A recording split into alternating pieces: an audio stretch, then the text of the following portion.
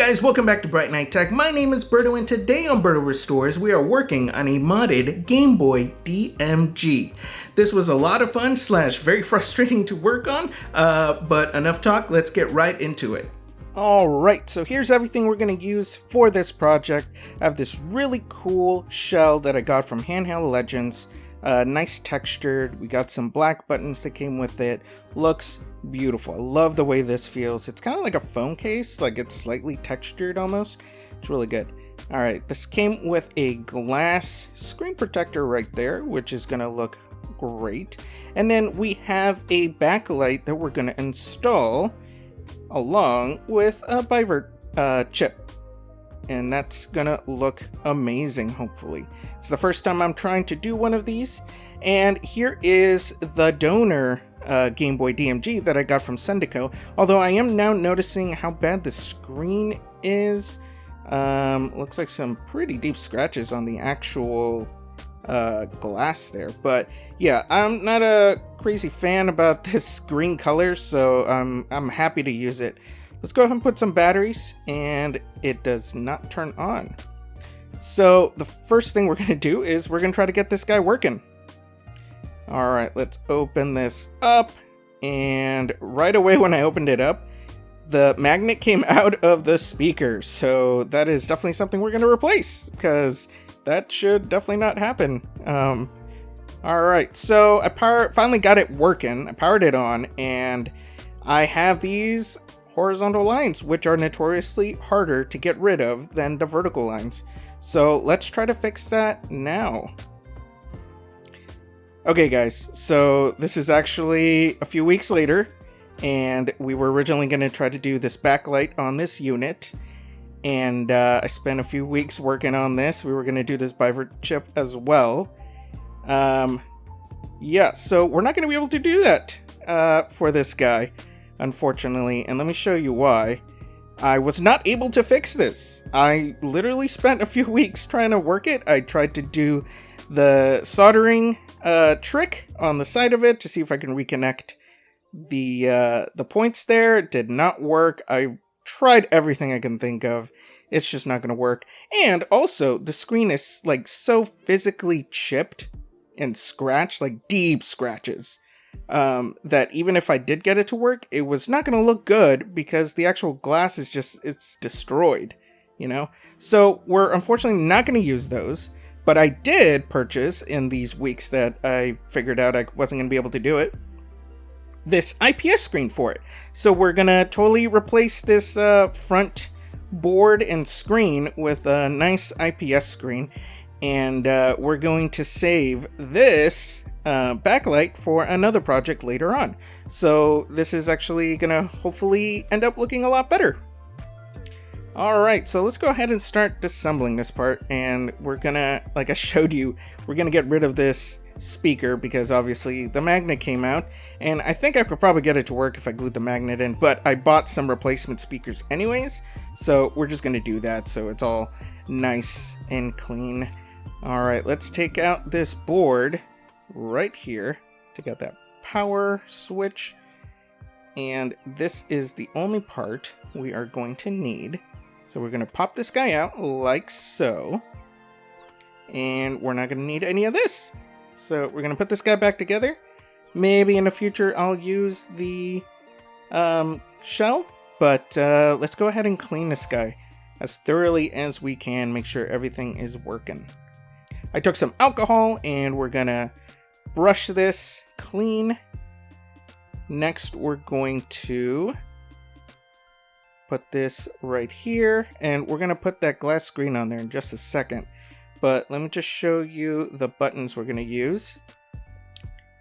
Okay, let's go ahead and install the board. Just pops right in here. And what I'm happy about is the shell that I got is already prepped for like an IPS screen, so I don't have to do any trimming or anything. Let's go ahead and secure this board just like so. And then here is the new board we're going to install with the IPS screen, and we're going to put in the speakers right there as well. Alright, here's the IPS screen with the board and the ribbon. So we're gonna figure out where to put this and make sure it is nice and snugly on there. Go ahead and put this glass screen right there. Perfect. Okay, here we go. So I already went ahead and put in the ribbon. We're going to solder the speakers on there, just like so. 1 point. And 2 point. So I'll be honest, this is the first go around that I did at this, and then realized that I really should have soldered them on the other side pointing out. So later on I went ahead and fixed that, but I don't need to bore you with those details. Okay, next we're going to tape down this screen as best as we can.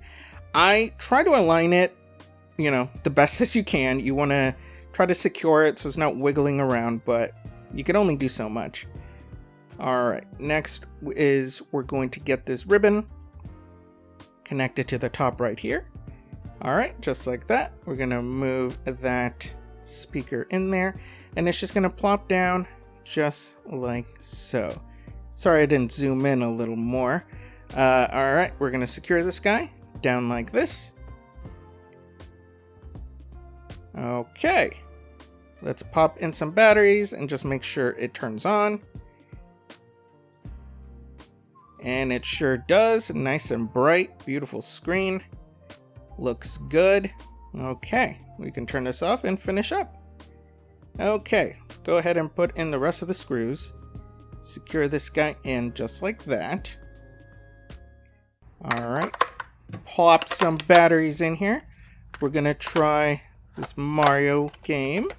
Turn it on, let's see how it looks. Ooh, love that sound. Alright, looks good. There we go. Alright, here are the colors. You just push in on that wheel and it changes the color scheme, which I think looks beautiful. Looks good. I love it.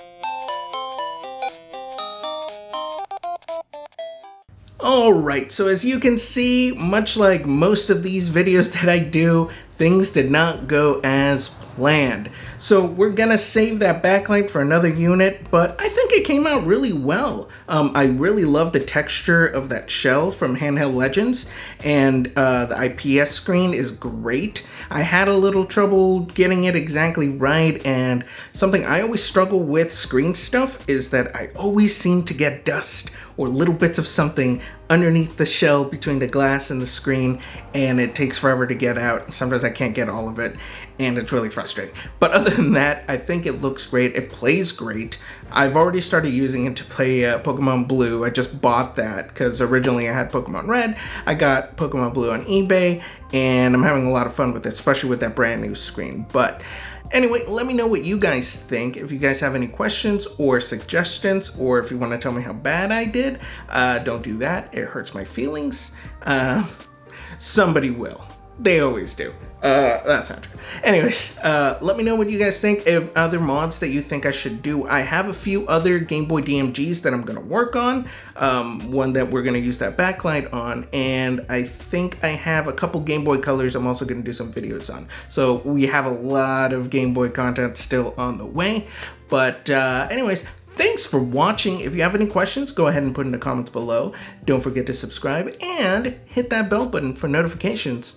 And we will see you next time.